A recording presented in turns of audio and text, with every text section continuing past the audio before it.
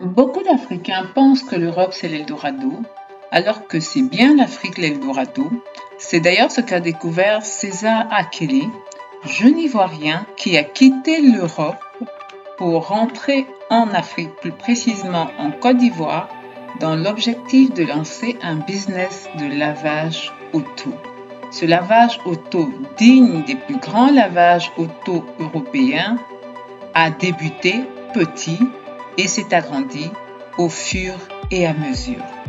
Avec une grande vision, beaucoup d'imagination, du professionnalisme et un management hors de commun, César a aussi développé d'autres business très lucratifs qui gravitent tous autour de son business de lavage auto moderne à succès.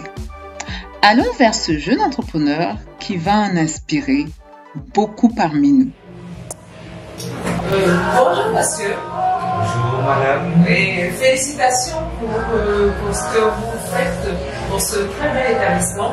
C'est vraiment c'est la première fois que je vois un tel établissement dont le propriétaire c'est un Africain. En général, ce type d'établissement c'est des Européens. Et donc félicitations pour ça. Bien. J'aimerais vous demander de vous présenter, voilà, de vous présenter aux personnes qui suivent cette chaîne. Voilà. Vous êtes monsieur? Bon, moi je suis monsieur César Akele, voilà, propriétaire du lavage international, un jeune investisseur. Voilà, je suis le représentant, le propriétaire également de tous les établissements classés côté en Côte d'Ivoire. C'est ça. Ok, bah, formidable. Formidable. J'aimerais que vous me parliez un peu de votre parcours. Voilà. Côte d'Ivoire, l'Europe. Excusez-moi, on va arrêter de ce. Vous voyez, on va se tutoyer. J'aimerais que vous me parliez, j'aimerais que tu me parles de ton parcours. Bon, disons, étant en Côte d'Ivoire, quand on était encore plus jeune encore, on voulait tous aller en Europe. Voilà, en Europe, sortir du pays. On s'est dit que voilà, l'Europe c'était une fatalité. Voilà. Après, quand on arrive là-bas, on voit un peu les réalités. Parce que vraiment, l'Europe aussi a vraiment ses réalités. Et c'est dans ce cadre, les difficultés. Voilà. J'ai travaillé en Europe, j'ai fait plusieurs pays en Europe. J'ai même travaillé. J'ai fait la Suisse, j'ai fait la Russie, j'ai fait la Finlande. Ah ouais, tout ça. Et j'ai même travaillé dans un lavage auto. Ah oui, en Europe. Voilà, donc c'est ce métier de lavage auto, ce domaine que j'ai vraiment beaucoup aimé. Et j'ai dit donc pourquoi pas me concentrer, travailler, économiser un peu d'argent et rentrer chez moi en Côte d'Ivoire, voilà, dans le but de créer un lavage auto professionnel hors du commun. Voilà, c'est dans cette optique-là que je suis rentré en Côte d'Ivoire. En Côte d'Ivoire, formidable, formidable. Et il fait quelque chose d'incroyable. En fait, ce qu'il a fait, c'est implémenter ce qu'il y avait en Europe, dans les différentes parties d'Europe où il était, dans lesquelles, les entreprises dans lesquelles il avait travaillé, essayer de ramener en Côte d'Ivoire et essayer de faire pareil. Voilà. Et donc, ça, c'est vraiment formidable. Essayer, dans une vidéo, je parlais justement de ça. Comment essayer d'emmener les bons côtés de l'Europe ou de l'Occident dans nos différents pays africains. Bien. Monsieur... je dis monsieur César. César, j'aimerais savoir, déjà, c'était ma question suivante, qu'est-ce qui t'a donné l'idée de faire le lavage, mais tu as plutôt répondu à ça. Parce que tu avais déjà fait ça et donc tu as implémenté ça bien. Ce que j'aimerais savoir aussi, c'est quoi les difficultés que tu as rencontrées lorsque tu as voulu t'installer? Voilà, c'est vrai, à vrai dire ici en Côte d'Ivoire, d'abord pour avoir l'espace même d'abord pour faire un lavage d'eau, c'est vraiment pas facile. Voilà, c'est vraiment pas facile pour avoir l'espace. Vraiment, ça n'a pas été facile depuis le début. Voilà, il faut sensibiliser le personnel surtout. Voilà, vu un tel projet, voilà, c'est pas un projet vraiment comme les autres.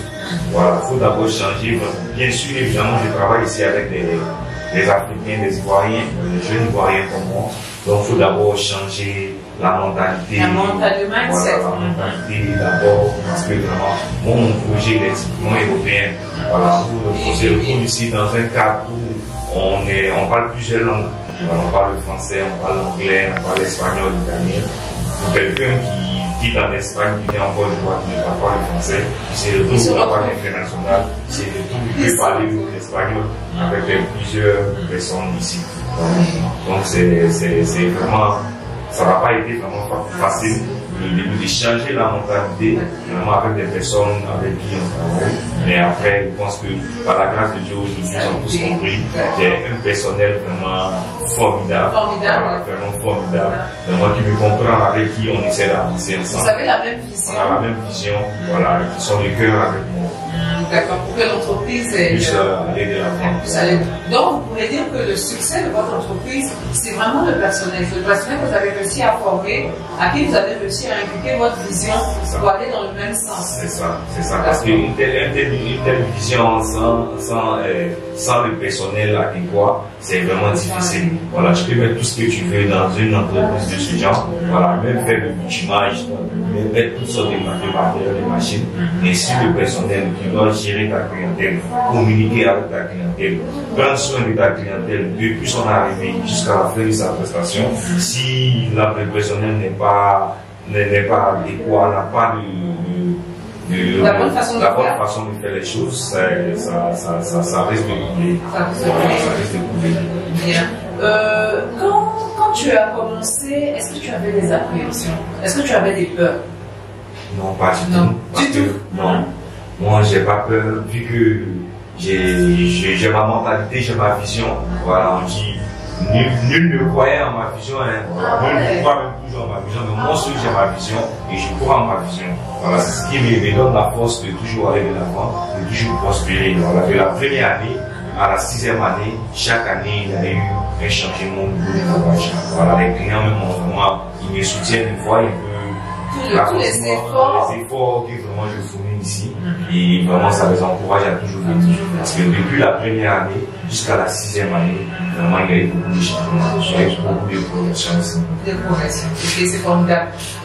Tu as parlé de quelque chose. Tu as dit en fait que les gens, ils ne soutenaient pas ta vision, ils ne croyaient pas. Il y a toujours ça, ce petit truc des personnes qui quittent l'Occident pour rentrer et les autres ne comprennent pas. Mais qu'est-ce que tu viens là-bas, c'était bien, qu'est-ce que tu quittes là-bas pour venir ici pour... Les gens, ils ne comprennent pas. Et ça t'est arrivé aussi, les compréhensions. Mais après, il faut reconnaître que d'abord, l'Ivoirien, n'est pas assez battant. Voilà, aujourd'hui, on essaie de sensibiliser, on essaie de travailler de sorte que on arrive à changer, les Ivoiriens arrivent à copier sur nous, changer la mentalité de tout un chacun.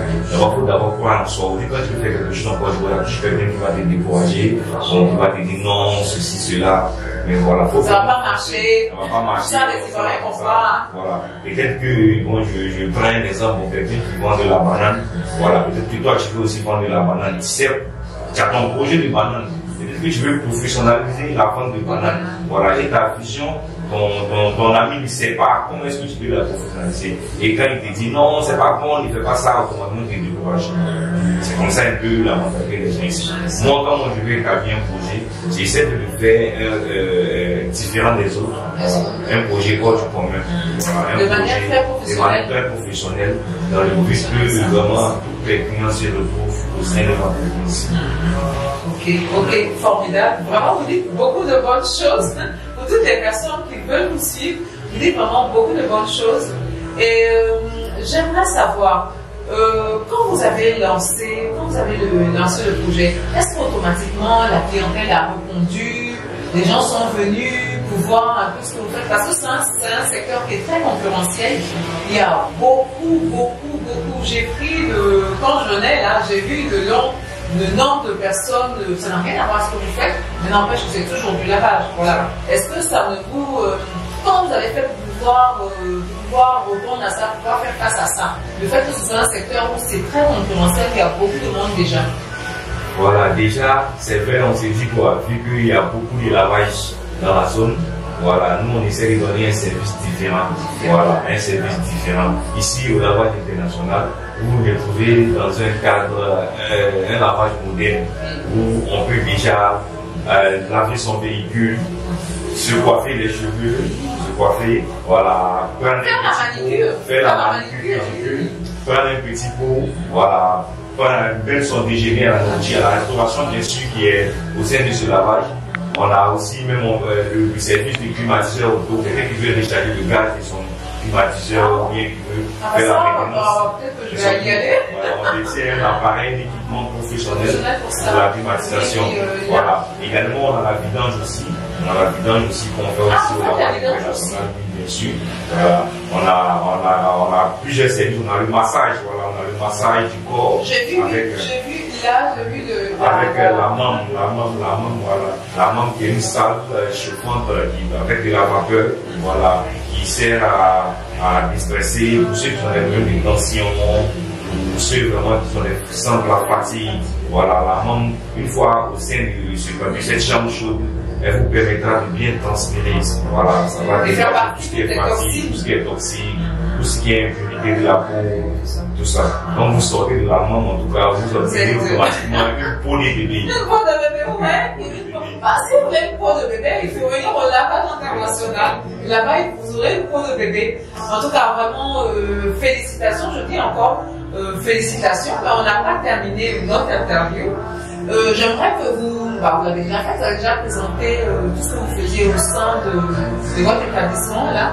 J'aimerais savoir les prix, parce que j'ai vu tout ce que c'est très moderne, c'est vraiment, ça n'a rien à voir avec ce qu'on fait ici. Est-ce que les prix sont en adéquation avec ce que j'ai vu, ou vous faites des prix aménagés pour la population? Au niveau des prix, comment ça se passe? Bon, au niveau des prix, on peut dire que nos prix sont très abordables, vu les équipements que nous utilisons ici, et sur le matériel de travail, les produits, évidemment, nous n'utilisons que des produits importés. Voilà. Par contre, dans d'autres lavages, j'utilise le savon liquide ou bien le mot pour laver les véhicules. Ceci dégrade la brillance de la voiture après 3 mois. Ça, c'est le professionnel qui parle. Après 3 mois, vous verrez que votre véhicule ne brille plus, même après avoir fait une nouvelle peinture. Voilà, nous avons des détergents spécialement pour le système de lavage auto. Voilà, nous avons des produits pour les shampoings de véhicules intérieurs, même pour le moteur. Vous pouvez laver, bien sûr, vous pouvez laver vos moteurs aussi au lavage international. Voilà, on a aussi des prestations à domicile qu'on offre aussi à la clientèle, des services mensuels. Voilà, les clients peuvent nous contacter, des services à domicile. Voilà, et on va faire l'entretien de leur domicile au moins une fois par semaine. Et à la fin du mois, nous faisons le jugement. C'est super. On a ici. Ça, vous avez rajouté à chaque fois plein de petits projets autour du projet principal. Voilà, au lavage international, il n'y a pas que les véhicules qu'on lave ici. Voilà, il y a vous avez quoi? Parce que vous avez. J'ai vu des tapis. Voilà, on lave des tapis, on lave des tapis, bien sûr, on lave des tapis. On lave même les fauteuils à domicile, les salons. Vraiment, vraiment. Vous n'êtes pas venu regarder la lagune aiguillée. On a plus de 50 employés dans ce lavage. 50 employés. Mais malheureusement, c'est bien ce que je vous disais, c'est pas une petite affaire, c'est vraiment quelqu'un qui tient une bonne affaire, qui tient une affaire conséquente et qui a quitté l'Occident pour revenir en Afrique, en Côte d'Ivoire, pour pouvoir mettre sur pied cette affaire conséquente-là. Bien. On arrive presque au terme de notre interview. J'aimerais savoir, qu'est-ce que mettre en place ce business-là vous a apporté? C'est quoi les avantages?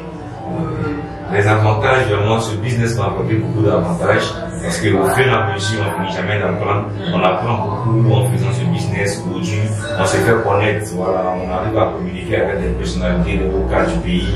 Voilà, c'est grâce à ce business. Voilà. Donc vraiment, ce business m'a fait connaître beaucoup de personnes, ce business vraiment m'a donné une autre mentalité encore de 6 encore. Vraiment, c'est un business qui apporte beaucoup en plus. Qui apporte beaucoup en plus. Évidemment, vous n'avez pas parlé d'argent. J'en pense que l'argent aussi, c'est. Mais ça vous permet quand même de bien vivre. Voilà, ça vous permet de bien vivre. Vous avez 50 employés, donc c'est une moyenne, même pas une petite entreprise, c'est une moyenne entreprise. Voilà, donc c'est très bien. part ce business-là, est-ce que vous avez investi dans autre chose encore? Bon, voilà, j'ai aussi également des salons de beauté. Salons de beauté. Voilà. Ah, ce dont vous avez parlé tout à l'heure, classe A. Classe C. Classé, J'ai dans plusieurs localités ici en Côte d'Ivoire. Voilà, beaucoup déjà en savent déjà. Donc, du coup, il y a des représentants à Beaunois, Corbeil, Macori, Anglais, Lassa. Donc, du coup, une fois, on a plein de clients qui se fidélisent quand ils viennent laver leur véhicule ici, ils se coiffent ici en même temps lavage. Le jour c'est retour à André, ils se coiffent à André. Le jour c'est retour à Beaunois, ils se coiffent à Beaunois. Le jour c'est retour à Corbeau, ils se coiffent à Corbeau. Donc c'est un peu ça. C'est un peu ça. J'aimerais que vous, toujours vers la fin, j'aimerais que vous donniez, disons, des conseils aux personnes qui voudraient faire comme vous. Vous savez, qui sont en Occident et qui voudraient rentrer, monter un business en Afrique, plus précisément en Côte d'Ivoire.